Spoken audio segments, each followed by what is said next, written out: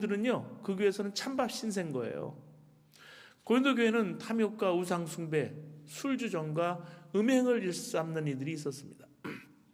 그러니까 거룩한 삶의 열정이 사라지고요, 세상 풍조가 교회를 점점 삼키고 있었습니다. 여러분, 여기 남성 성도님들은 군에 입대하시거나 아니면 군 훈련을 받으신 적이 있으실 거예요. 여러 훈련을 받지만 제식 훈련을 하면은 모이고 흩어지는 훈련을 합니다. 또 제일 듣기 싫었던 게 원위치라는 말이었습니다. 내무반에서 훈련장에서 시도 때도 없이 원위치하면 맥이 빠지는 거예요. 저는 8월달 여름 한복판에 군사 훈련을 받았는데요. 군 훈련을 문무대를 제가 2번 가는 바람에 대학 때 훈련을 받았고, 그리고 군에서 또 훈련을 받았는데, 이 각계 전투 훈련을 받을 때 포복으로 이제 목표 지점을 향해서 쫙 가는데 원위치 이런 소리를 듣게 되면 정말 악감정이 막 올라와요. 그런 것처럼 바울이 지금 암담한 거, 왜냐하면 온갖 박해를 무릅쓰고 복음을 전했습니다. 불과 몇 해가 지나기도 전에 근데 고린도 교인들이 그냥 원위치 옛 삶으로 되돌아가 버린 거예요.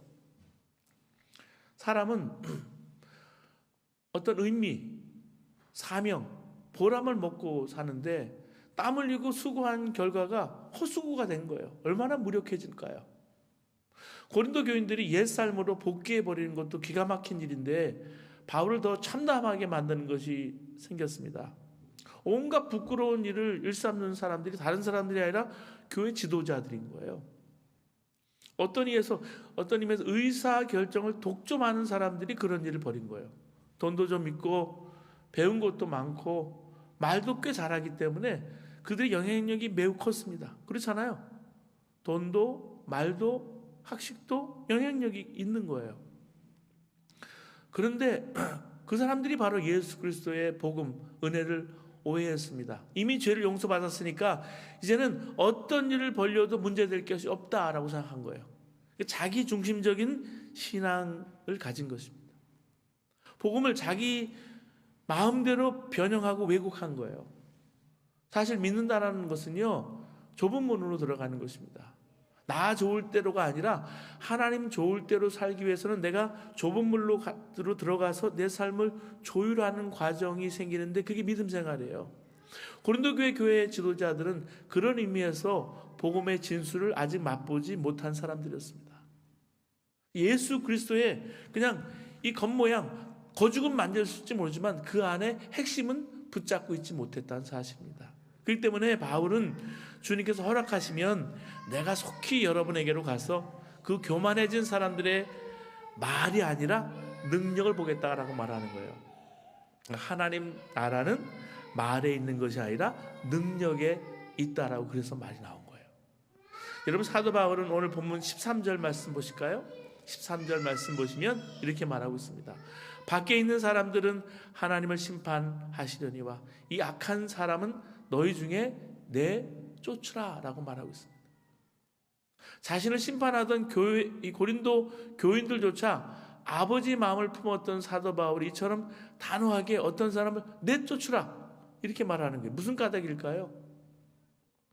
여러분, 고린도 교회 교인들 중에 음행이 있었습니다. 심지어 자기 아버지의 아내를 데리고 사는 사람도 있었어요. 계모와 동거한 거예요. 이런 성적으로 문란하기로 소문난 고린도 사람에게서도 볼 수 없는 그런 죄 중에 하나였어요.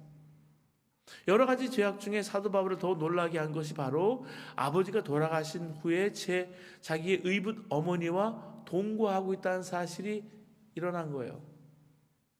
사도 바울을 비판하면서 이런 사람은 용납하고 있었으니까 얼마나 교만한 것입니까? 그래서 바울이 격한 말을 쏟아낸 거예요. 2절 말씀 보실까요?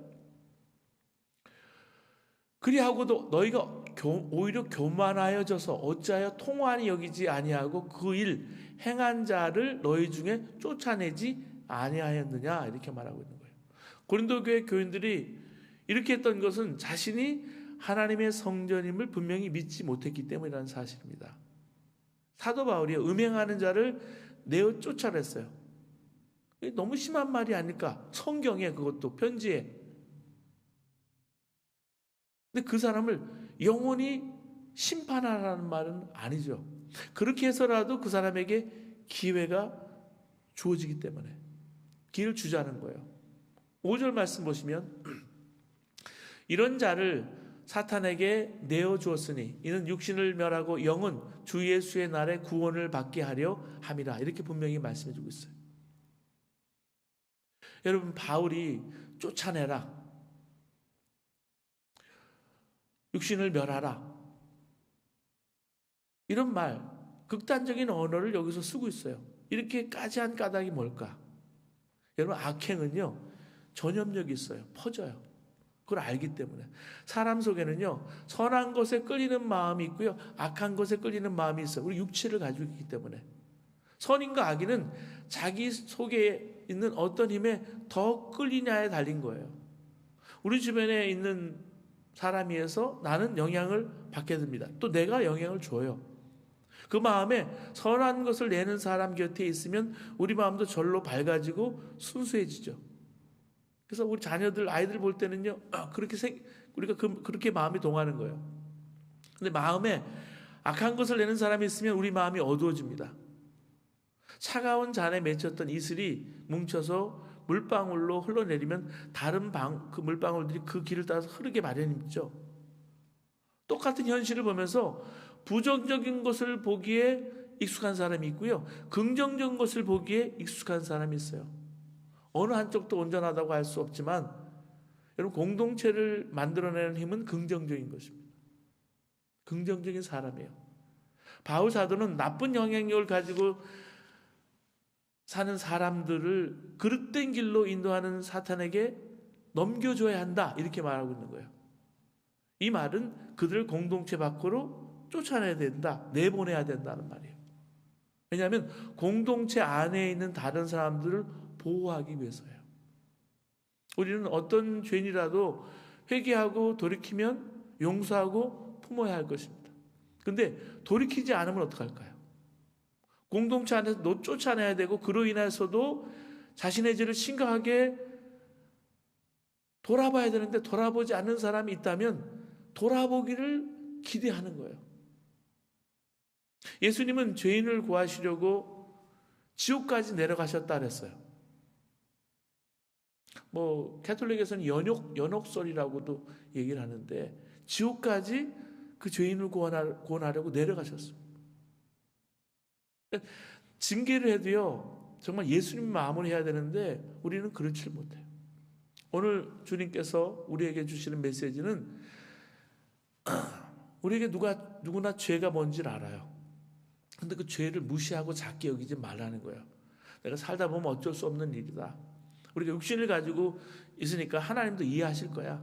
나는 고린도 교인들처럼 그런 큰 죄는 짓지 않았어. 그렇게 하지 말라는 겁니다. 초점은 어떤 죄가 크냐 작으냐가 아니에요. 정말 자신이 하나님의 성전인가 하는 겁니다. 제가 대학생들 수련회 때 백운수양관이라는 데 가서 수련회를 하면서 대학생들 물속에 들어가라는 그러놓고 남학생이나 여학생이나 자기 죄만한 돌이 있다면 좀 가서 건져오라 하니까, 물속에 들어가니까 큰 바위 같은 걸 끌어올리는 형제 자매도 있고요, 작은 조약돌 같은 거를 가지고 오는 형제 자매들도 있어요. 조약돌은 예뻐 보이니까 그냥 가지고 올라올 수 있죠. 쉽게 꺼내오죠. 큰 바위 같은 건 여기까지 가져오는데 보이긴 보이죠, 물 아니니까. 근데 도로 갖다 놔라 그럼 어디다 갖다 놓을지 몰라요. 근데 큰 바위 같은 건, 큰 돌은요 갖다 놓긴 하죠. 초점이 뭐냐면 죄는 죄예요. 큰 것이냐 작은 것이냐 문제가 안 된다라는 거예요. 여러분, 코로나 우리 팬데믹 때 바이러스 때문에 문제였잖아요. 그때 교훈이 있어요. 바이러스가 얼마나 작습니까? 그 바이러스가 무서워서 우리가 마스크를 하고 손을 씻고 모여서 예배드리지 못했어요. 이유가 뭘까요? 처음에 그게 백신이 없었잖아요.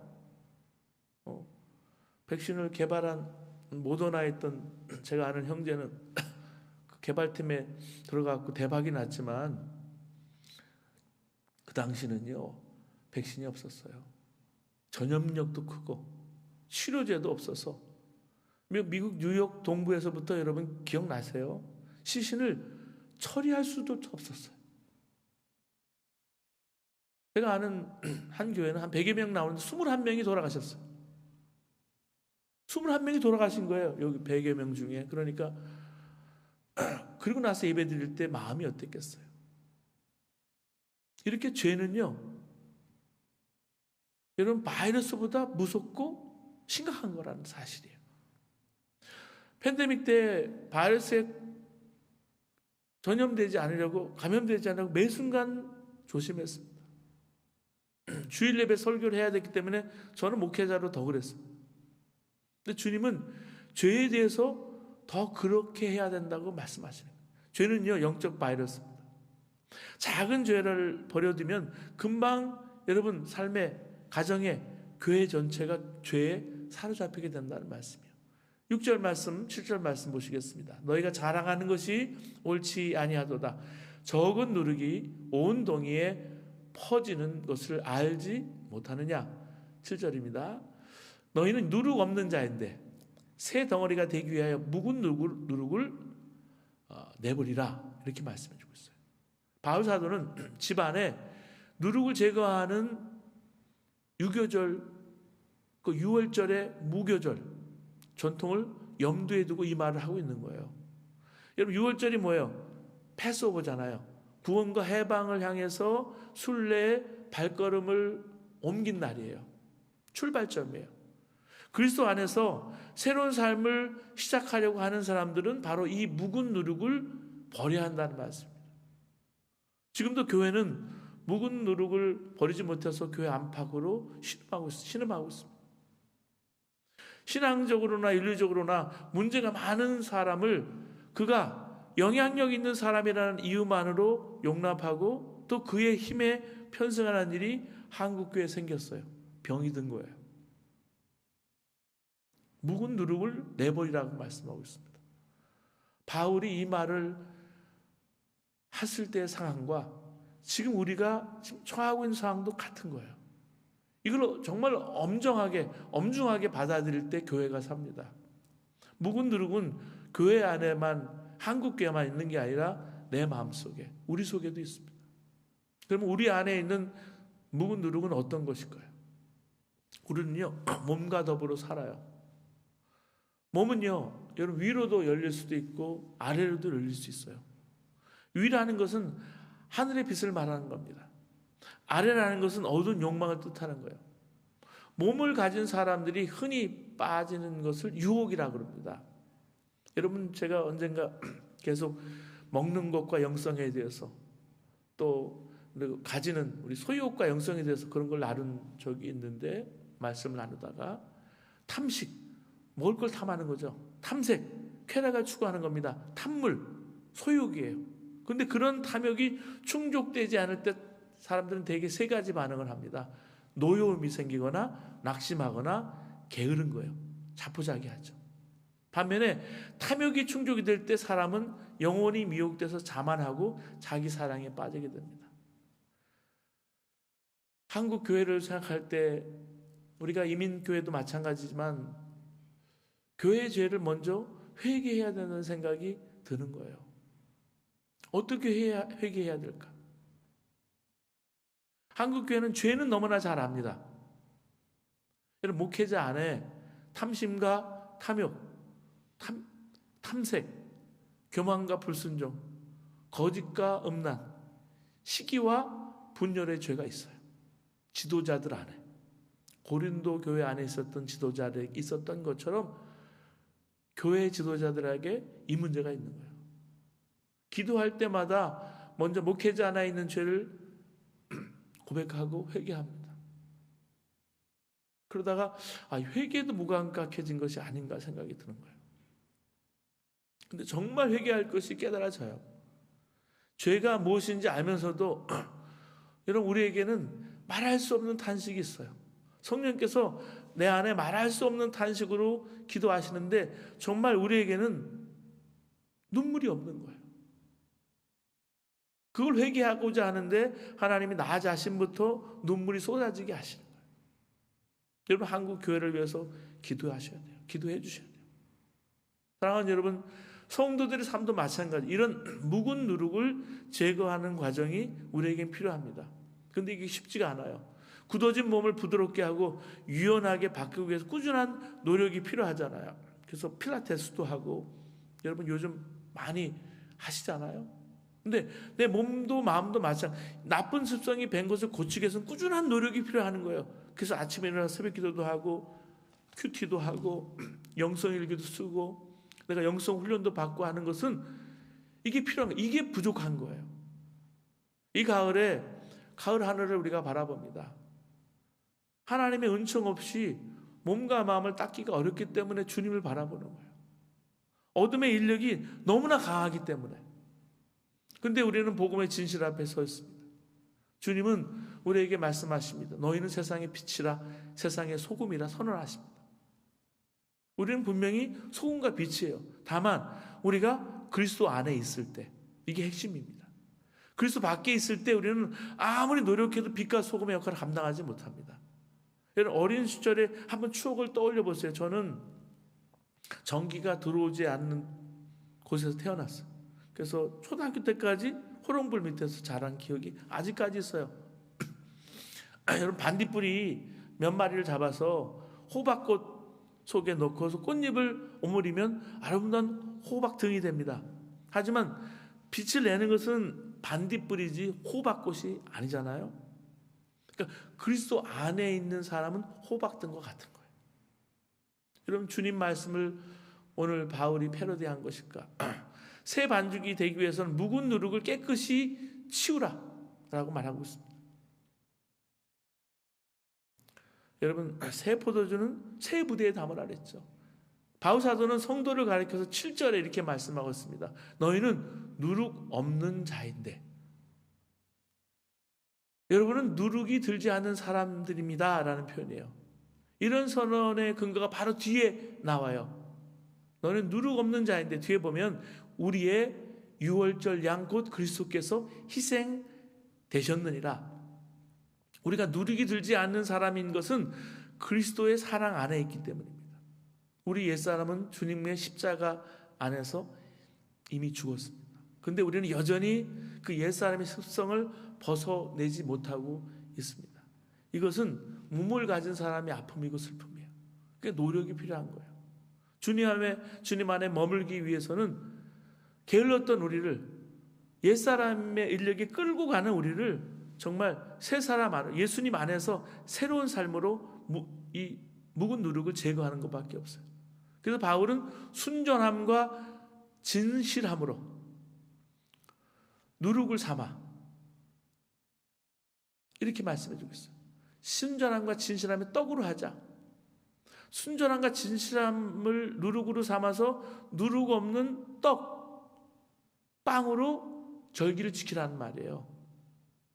성도들에게 요구되는 게 바로 이 순전함, 진실함, 성실과 진실입니다. 여러분, 기독교인이라면 누구라도 함께 일하고 싶은 사람이어야 되고 언제라도 믿을 수 있는 사람이야. 그러니까 말과 행실이 일치하기 위해서 노력하는 것이 순전함, 진실함의 시작입니다. 그렇기 때문에 우리 안에 있는 죄에 대해서 단호해야 합니다. 오늘 11절 말씀 보시겠습니다. 이제 내가 너에게 쓴 것은 만일 어떤 형제라 일컫는 자가 음행하거나 탐욕을 부리거나 우상 숭배를 하거나 모욕하거나 술 취하거나 속여 빼앗거든 사귀지도 말고 그런 자와는 함께 먹지도 말라 함이라. 13절 말씀입니다.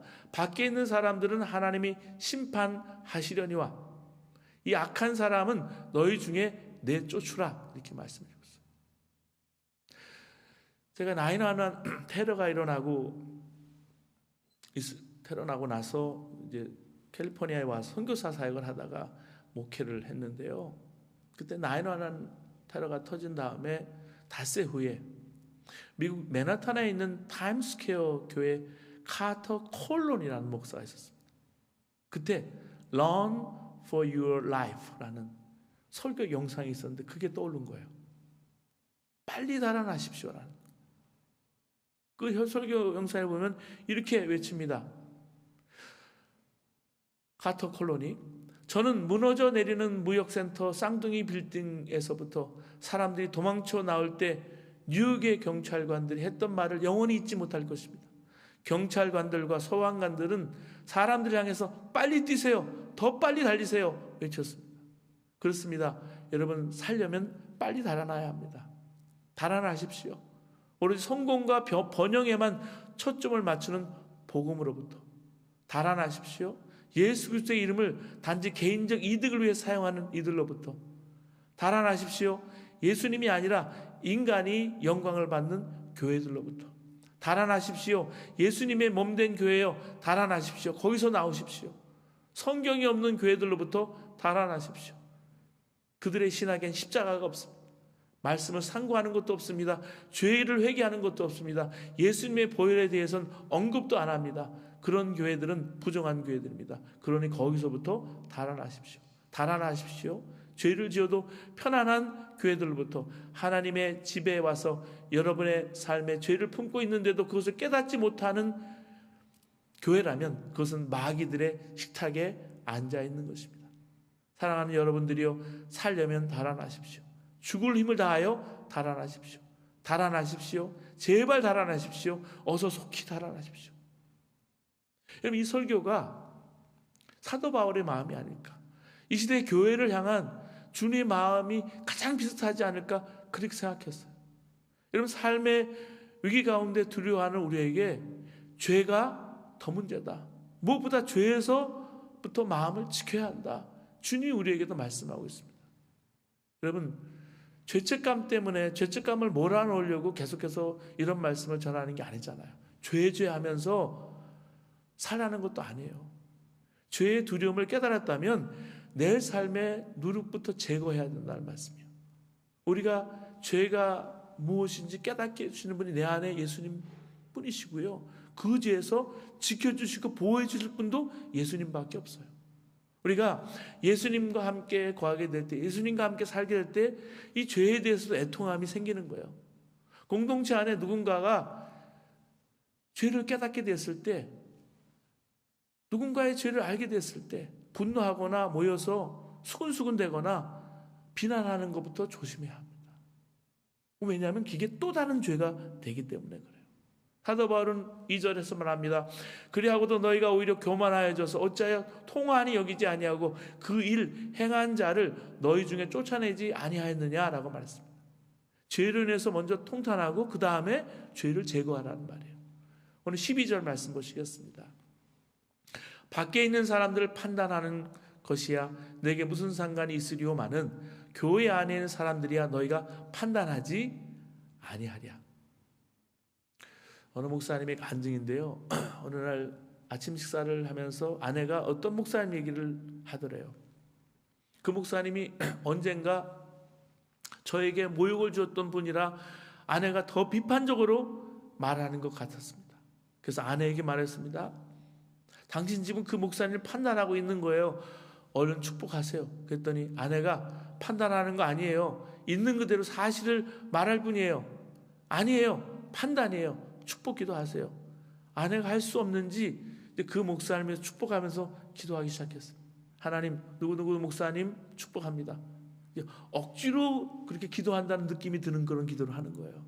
그런데 그 목사님이 그 목사님의 사모님을 위해서 또 자녀들을 위해서 섬기는 교회와 그 교회 교인들을 위해서 기도하는데 점점 진심으로 자기가 축복을 하고 있더래요. 그러다가 울었습니다. 아내도 울었고 저도 울었습니다. 통곡을 했습니다. 그 이후로 저희 부부는 자신도 모르게 남의 말을 할 때마다 서로 당신 판단했어요 하면 즉시 회개하고 그 사람을 축복했습니다. 그래서 사람을 판단하다가 축복하는 이상한 일을 반복했습니다. 그러면서 다른 사람을 판단하고 비판하는 일이 사라졌습니다. 라는 그런 고백입니다. 사랑하는 여러분, 우리는 안과 밖으로 어려움을 겪을 수 있어요. 어려움을 겪고 있는 지금 우리 자신들이 내 안에 있는 죄를 먼저 주목해 봐야 합니다. 그것이 내 안에 계신 주님을 바라보는, 주님과 함께 살아가는 사람의 마땅한 일이에요. 그래야 죄가 뭔지 깨닫게 돼요. 그리고 다른 사람의 죄에 대해서 애통하게 됩니다. 그것이 주님의 마음이에요. 사랑하는 여러분, 지금 우리가 기독교회가 해야 할 일은 예수 믿는 사람이 이렇게 많아졌다, 우리가 영향력이 있다, 세를 과시하는 것이 아니라 조용히 몸을 낮추고 잃어버린 본질을 찾아서 회개할 때예요. 이젠 가을이고 입동이 이틀 전에 지났습니다. 곡식과 열매는 풍성한 가을 잔치로 연그러져 갑니다. 묵은 누룩을 제거할 때가 이르렀습니다. 세상이 던지는 돌이라면 겸손하게 교회는 맞아야 합니다. 그리고 그 얼얼한 생생한 아픔으로 우리 자신을 회개하고 개혁해 나가야 합니다. 성신과 진실, 그게 우리가 가야 할 길입니다. 그 길은 주님께서 은혜와 진리로 열어놓으신 길이기 때문입니다. 그 길을 용기 있게 택하는 사람이 누룩 없이 빚은 빵을 먹는 사람이에요. 세상을 밝고 밝은 빛으로 가득 채우기를 꿈꾸는 사람들, 그래서 일그러지고 왜곡된 세상을 하나님 보시기에 좋았던 세상으로 원위치 하는 사람들, 그들이야말로 하나님의 아들, 딸입니다. 이런 소망을 품고 감사의 계절을 하나님의 아들, 딸로 살아가시는 저와 여러분 되시기를 주님으로 축원합니다.